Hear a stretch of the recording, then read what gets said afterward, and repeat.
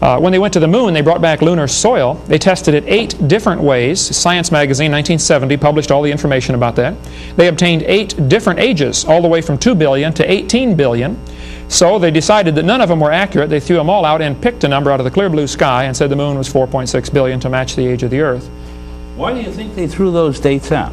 Because it didn't match their prediction, their expectation. But it illustrates the point that the radiometric dating is only used to try to further bolster the geologic column dates. The two are trying to work synonymous. Why do you think they threw them out?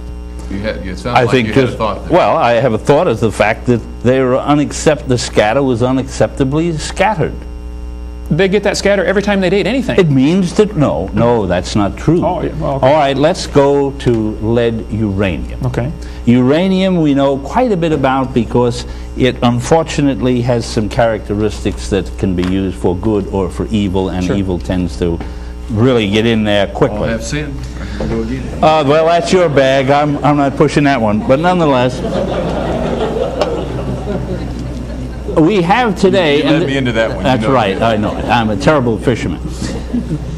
We have today, and you all are part of a great example of what our society is not doing about this earth. We're happy to use the results or the fruits of radioactivity in the East and the West, in a lot of places, not Missouri and Kansas so much, are dependent on nuclear power. Sure. We're producing radioactive wastes that are a tremendous threat and doing nothing about it. Since 1960s, when I first was at KU working on radioactive disposal methods and research over at the Kansas Geological Survey. We were working on it then. Nothing's been done since. But we do know this, that you can't take radioactive material, uranium or thorium, or even some of the artificial ones, and change it. You can't speed it up or slow it down. You can freeze it, you can zap it with a laser, you can swear at it, you can do whatever you wish, and it continues in its way of decaying in a predictable way. And the radioactive dating with uranium and lead is effectively based on the half-life of the uranium and how much lead we have and how much uranium we had, and making the assumption, which is accepted by anyone who has worked with this as valid, is that if we start with the uranium and see how much of it is now daughter lead, we know how much time it took for those uranium atoms to convert to lead. And that basis irrefutably gives consistent data, and that technology, as opposed to some of the others, is quite good.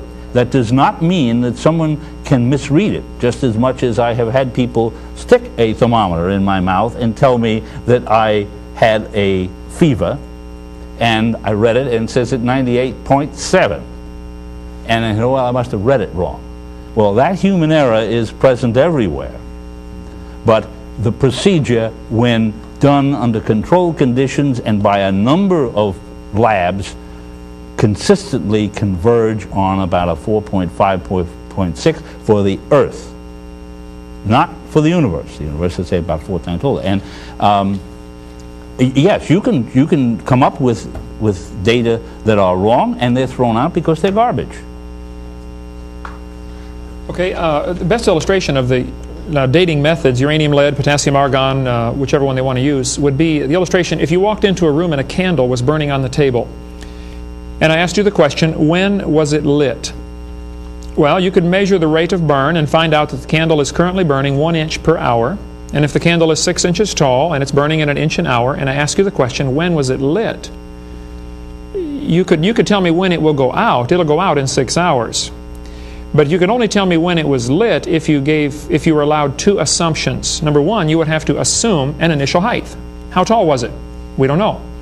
Number 2, you would have to assume that that rate of burn has remained constant for the entire time it's been burning. Based on those 2 assumptions, you could give a reasonable answer. But if either assumption is wrong, your answer is wrong. So all of the dating methods are based on 7 assumptions.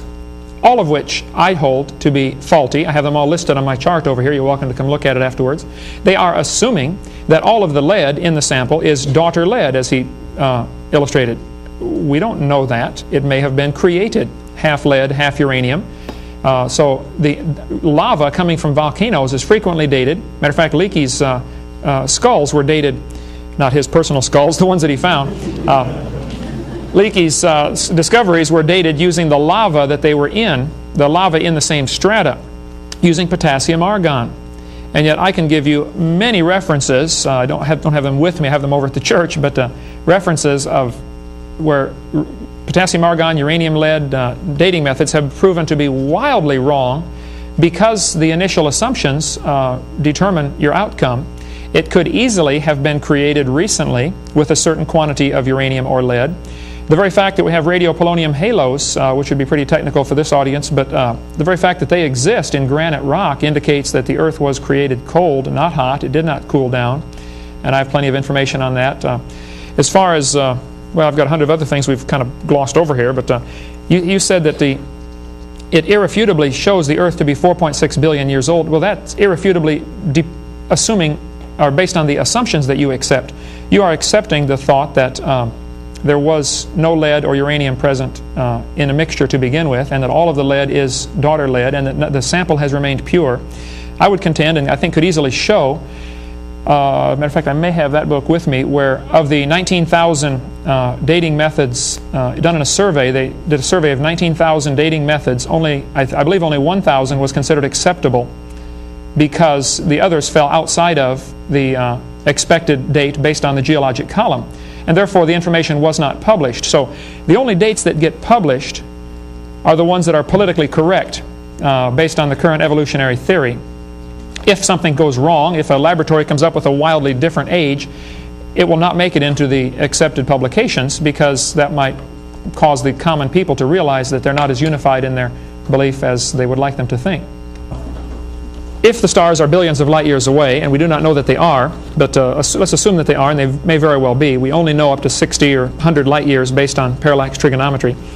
So the first thing you have to realize is we do not know the distance to the stars. There may be some that are billions of light years away, and there probably are. But I would say from a creationist standpoint that if the God that I worship is able to create the stars, He could certainly create the star light already in place. He made them to be a light on the earth, the book of Genesis tells us, so He made the stars and the light at the same time. Third thing we need to realize is that we do not know that the speed of light is a constant. It may have gone faster in the past. Light may have been infinitely fast in the past. We do not know that it's a constant. I can easily prove that it's not a constant. They talk about the Doppler effect of light, the red shift. Well, that proves light is not constant. If you're in a car driving down the highway going 60 miles an hour and you flip your headlights on, is the light from your headlights going the speed of light plus 60? The speed of light is not necessarily a constant, 186,000 miles per second, and it could very well have been that the speed of light has been decaying. We would not notice it much now if we're on the tail end of a logarithmic curve because it begins to taper out toward near flat. We also would not notice it because most of our measuring instruments when I was in physics class in high school, we measured the speed of light in the hallway with rotating mirrors and a laser, which is not a real accurate way to do it, but we got close. And the more accurate ways involve atomic clocks. And if, for your time factor, and if the speed of light is decaying, it may be also at the same time throwing off our atomic clocks at the same rate. Therefore, you would not notice a decline. There's been some very reputable, reasonable research on that very question: is the speed of light a constant? And so far, it's still up for grabs, but there are a number of people who say no, light is not constant. Go the question to on the other side. If evolution is true, and several pointed this up, why are there not hundreds of skeletons of various stages of man rather than just a few partial skeletons? Well, just as I say, preservation of an organism is an accident. It shouldn't happen. The only time that a fossil is formed, be it human or otherwise, is when the remains are preserved by a catastrophic entrapment, usually in the absence of oxygen. Man is superior in his abilities to, he also inhabits the atmospheric, well, let's simply say the terrestrial environment, breathing air, and not swimming around in the bottom of the swamp, where he might be preserved along with a log. We do find remains. We also have, as a result of theological views, the idea that has persisted for a long time relative to an afterlife. And we have done things with those bodies. In some cases, we have cremated them. That eliminates the fossil part rather nicely. Most burial types, particularly in the early, we'll say the Old Testament, the Jewish religion, you bury them quickly without preservation. That encourages no fossils. Now, I cannot say what's going to be here when we have all these glass encased, the preserve the body bit, the sort of the Renaissance of the Egyptians bit, where you kill the slaves and put food in there and music and the whole schmear in the hope that they'll have all that stuff. Even there they ended up getting looted.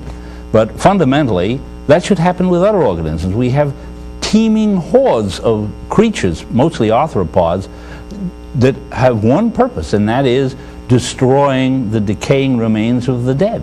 Another question that kind of comes up here, and we have the skeleton remains of, seems like a lot of dinosaurs that were here millions of years ago that have, but we don't have the skeletons of the man that were here millions of years ago. That's largely because man and the dinosaurs. I don't want to trash your idea about the Flintstones and alley-oop, but man and the dinosaurs were not there at the same time. As a matter of fact, mammals were small creatures, and with the demise of the dinosaurs, that opened an ecological niche where they came in. And I know my colleague insists we have dinosaurs today, and that man, and well, that the alley-oop syndrome lives.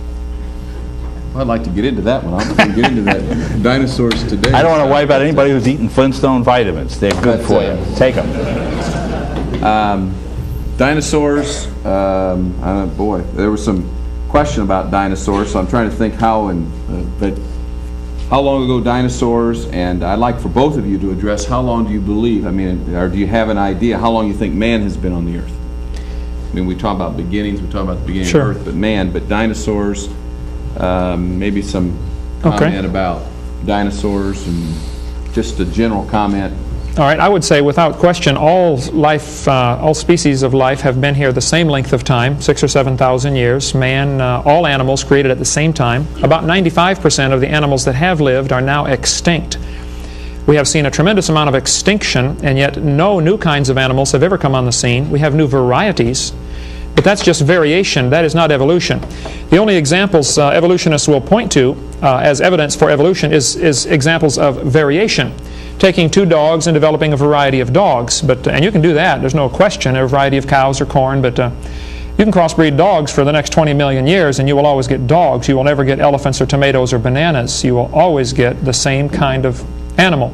I didn't say that only. I said well, generally. One of the ways in which we preserve large masses, right. Yes. There are trillions of fossils available to study, and yet no intermediate fossils from one kind to another. So it's not that, to me that's a perfect proof of a great catastrophe, the worldwide flood. The top 3,000 feet of Mount Everest, from 26,000 to 29,000, is all sedimentary rock containing millions of seashells and water-dwelling creatures.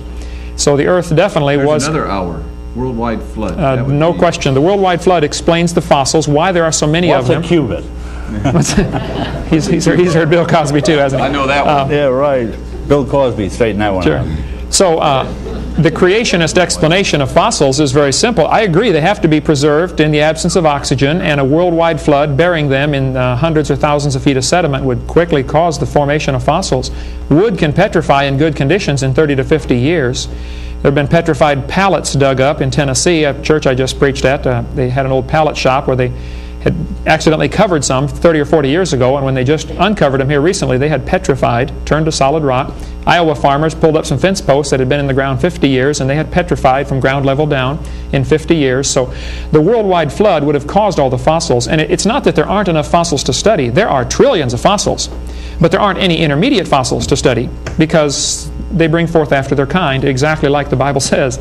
There has been no evolution in the sense of changing from one kind of animal to another. Dinosaurs have always lived with man. Man is responsible for killing them off. That's where all the legends of the killing of the dragons come from. And a few species, like Apatosaurus, 30 foot long, are still in Africa right now. I've got a green book on the table.